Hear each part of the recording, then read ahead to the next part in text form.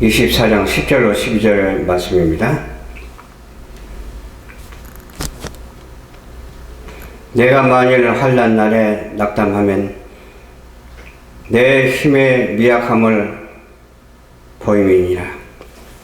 너는 사망으로 끌려가는 자를 건져주며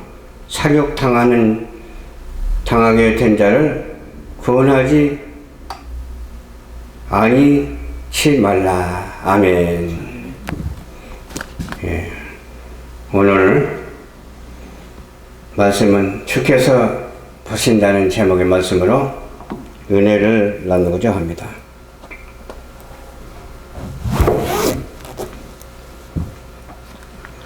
환난 날에 약해지면 안 되죠.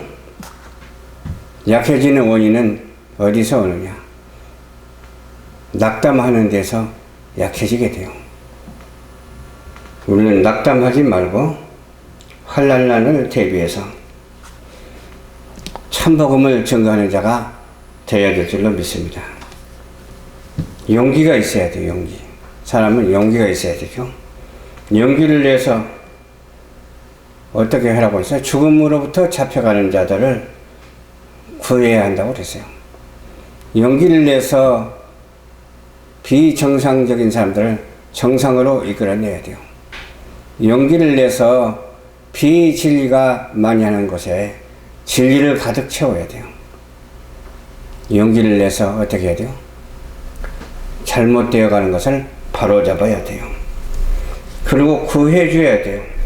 저 죽어가는 영혼을 살 수 있도록 살려주는 그런 역할을 우리가 해야 돼요. 그것이 바로 구원이 아니겠습니까? 구원의 사명을 감당하는 그런 우리가 되어야 되기 때문에 누가 보시고 계세요?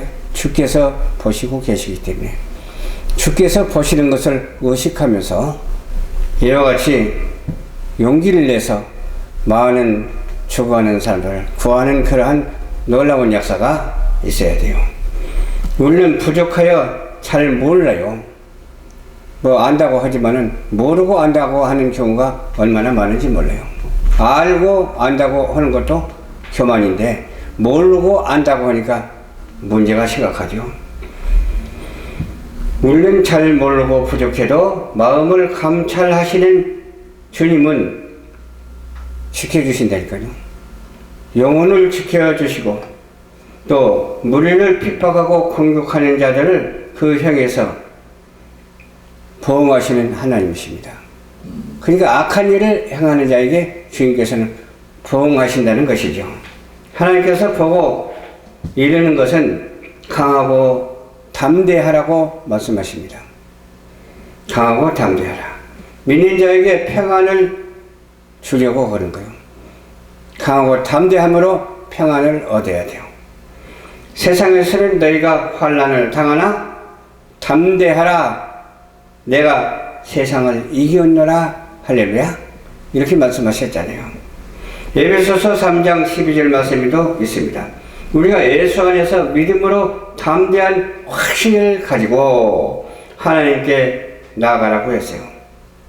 또 엉뚱한 길을 가지 말고 길이요 진리요 생명 되신 우리 예수님을 향해서 강하고 담대하게 전진하는 우리 모두가 되어야 될 줄로 믿습니다. 두 사도가 여기 나오는데 함께 담대히 말했어요. 두 사도가 누구냐면 바울과 바나바죠. 담대히 말해서 그들의 손으로 표적과 기사를 행합니다. 그게 사람들이 깜짝깜짝 놀라는 거예요. 그들의 손으로 행하는 것이 그들의 능력이 있어서 행하는 것이 아니라 성령님께서 함께 하심으로 우리 주님께서 함께 하심으로 그 은혜의 말씀을 증언할 때에 기적이 나타났다고 하는 사실을 우리가 알아야 될 줄로 믿습니다. 이러한 기적은 그때만 있는 것이 아니고 오늘날에도 있습니다. 오늘날에도 주의 이름을 부르는 자에게 기이한 이적과 표적과 기사를 나타내 주실 줄로 믿습니다. 두 번째로 이기심을 버려야 합니다. 이기심. 곡식을 내놓지 않는 자, 백성에게 저주를 받아요. 아니 굶어 죽게 생긴데 곡식을 내놔야 되잖아요. 내놓으라 이 말은 그냥 달라 그 말이 아니에요. 팔아라 그 말이에요. 곡식을 팔아. 그냥 줘도 상관없지만은 곡식을 좀 팔아라. 근데 내놓지 않냐고 계속 흉년이 들어서 그냥 먹을 것이 없어서 굶어 죽을까봐 무서워서 누구한테 주지 않고 혼자만 먹고 살겠다고 그러는 사람들이 있어요. 그런 사람을 어떻게 한다고 했어요? 저주를 받는다고 말했어요. 곡식을 내놓는 자는 그 머리에 복이 임해요. 곡식을 내놓는 자, 같이 너나 먹는 자, 돈 주고 팔든지 너나 먹든지 그것은 이제 은혜대로 하면 되고요. 선을 간절히 구하는 자는 은총을 받게 되어 있어요. 이런 것들이 다 선이 아니겠습니까? 해서 안 될 일을 하면은 선이 안 되는데 해도 될 일을 하는 것은 선이 되는 거예요. 악을 행하는 자는 버림을 받고 선을 행하는 자는 어때요? 구원함을 얻는 거예요. 이게 망고불변의 법칙이에요. 하나님이 주신 진리의 말씀이에요. 이 진리의 말씀대로 우리는 실천하고 살아가는 우리 모두가 되시기를 주님 이름으로 축원합니다. 가옥에 가옥을 잇는다고 했어요. 때가 되면 가옥에 가옥. 지금은 우위로도 막 높은 빌딩이 이어지고 옆으로도 그냥 도시가 생겨나고 막 그러잖아요. 전토에 전토를 더한다고 했어요. 빈틈이 없도록 한다고 그랬어요. 이 땅 가운데서 홀로 부자가 되려고 하는 자들은 화가 있을지언정 그랬어요. 홀로 부자가 되지 말고 다 같이 하나님의 은혜로 말미암아 부하게 되면 얼마나 좋겠어요.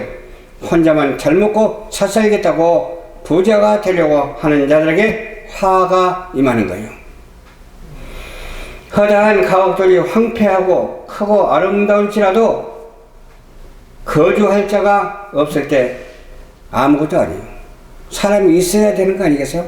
집만 있으면 무슨 소용이 있어요? 사람이 그 안에 들어가서 살아야지. 그런데 사람들이 예를 들어서 말세가 돼서 하나님께서 심판하실 때 모조리 망한다면 집만 남아있으면 무슨 의미가 있겠느냐 이 말이에요. 집도 남아있겠습니까? 집도 불타버리고 말 것이 틀림없기 때문에 우리는 또 여기에 나오는 말씀 보면은 포도원의 여우가 나오는데 포도원의 여우가 되어서는 안 돼요. 종자를 심어도 간신히 한 에바가 나리라 그랬어요.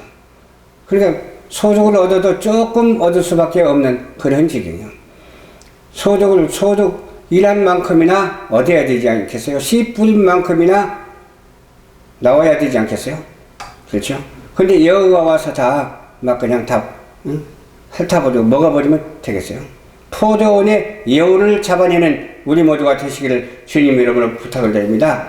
이 가라지를 잡아내는 자가 되어야 될 줄 믿습니다. 쭉정이를 걸러내는 자가 되어야 될 줄 믿습니다. 왜? 지금은 심판때이기 때문에 그렇습니다. 심판때가 아니라면 서로 공존하고 이러니 저러니 이것도 아니고 저것도 아니고 그냥 이상하게 살지만 심판때는 어때요? 하나님이 구분을 해주신다니까요. 비밀한 것을 드러내 주신다니까요. 비밀한 것을 몰랐을 때는 모르고 넘어갔지만 비밀한 것이 드러나게 되면 알게 되니까 하나님의 비밀을 말하고 하나님의 비밀을 실천하는 자가 되어야 될 줄로 믿습니다. 인자가 자기 영광으로 천사와 함께 올 때에 민족을 그 앞에 모으고 각기 구분을 합니다. 양과 염소를 구분한다니까요.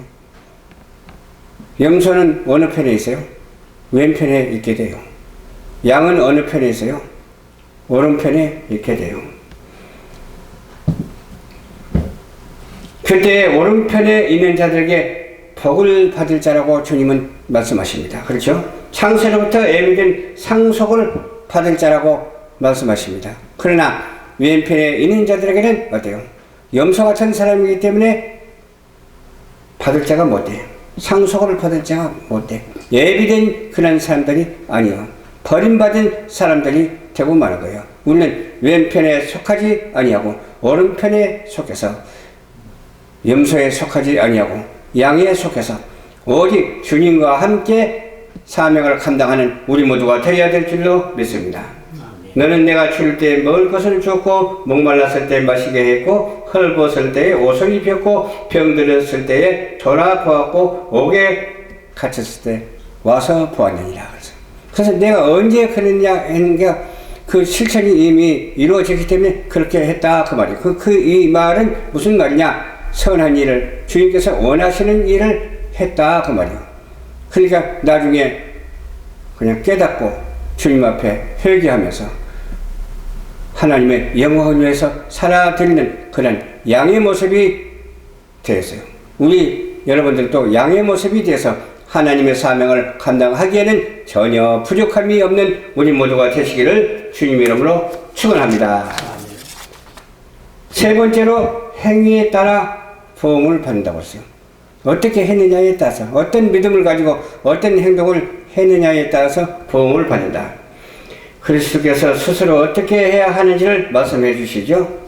하나님은 무엇이든지 식는 대로 거두게 하시는 불변의 원칙을 적용하셨어요.